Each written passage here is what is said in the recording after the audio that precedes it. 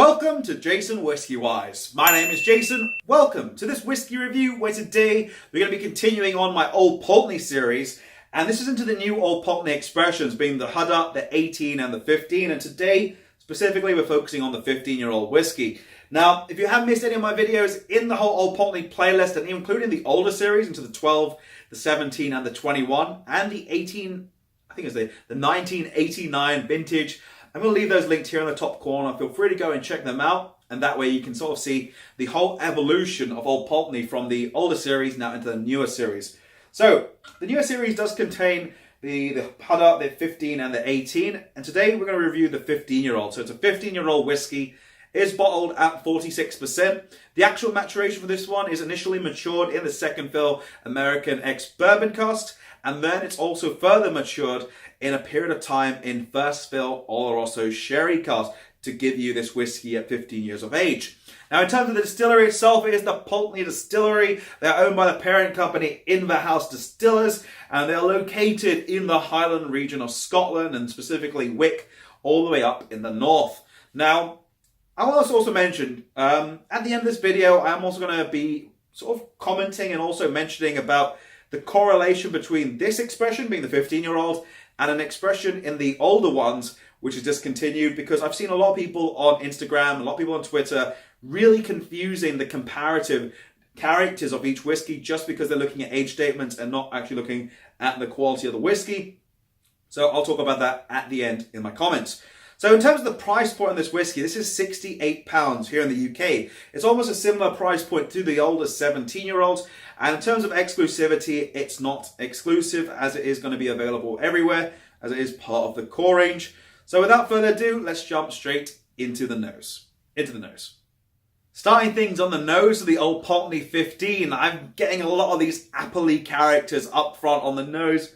It's like an apple strudel. It's like a little bit of like stewed apples, a combination of red and green apples together.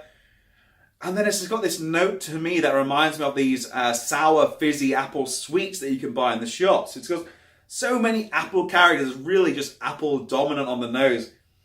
Working yourself off that, you get this sort of sweeter citrus, like a sweet tangerine. There's even a little hint of this one that's like salted caramel, bringing that sort of maritime character into it, but with a sweeter presence. And it's not as powerful as on the Huddart. This is actually a little bit more mellowed down. There's a sweeter note again of like a fudge, but like a vanilla fudge really coming through on the end. Malted milk biscuits. And then a little bit of spice, but it's a sweet spice. It's like a honeyed cinnamon. Wow, this has got a lot going on in the nose, and I love it when a whiskey does that. So fingers crossed the palate will be the same. Let's get into the palate next. Slanger. So let's get things now started onto the actual palate for the Old Pulteney 15. Arrival onto the palate, you're greeted with a nice silky mouth-coating texture. You are greeted with a little bit of a spicier note, like gingerbread biscuits. But as soon as you go through that, you're going straight into almost like a golden sultana. It's very juicy and succulent. A little bit of sweetness on the outside. Then you get a little bit of aromatic honey, where it's got sort of almost like a floral presence to it. But again, a lot of the sweetness, and that's where you're pretty much getting that silkier texture coming through.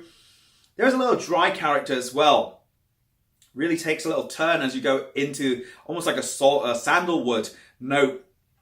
And then moving on from that, that salted caramel is reflected now back from the nose into the palate, which is always a great sign. A little bit of dried apricots, adding the sweeter, dried, fruitier note, a combination with those sultanas. And then just on the end, there is a little spice note, and it's so gentle, but it's accompanied with the apple-y note, which I found again. And this is very apple dominant throughout the actual whole whiskey, but it's like, I'd say a spiced baked apple, where it's not really intense, but it's got that nice fruitier profile with a little gentle sort of clove, sweet clove, mouth-warming presence.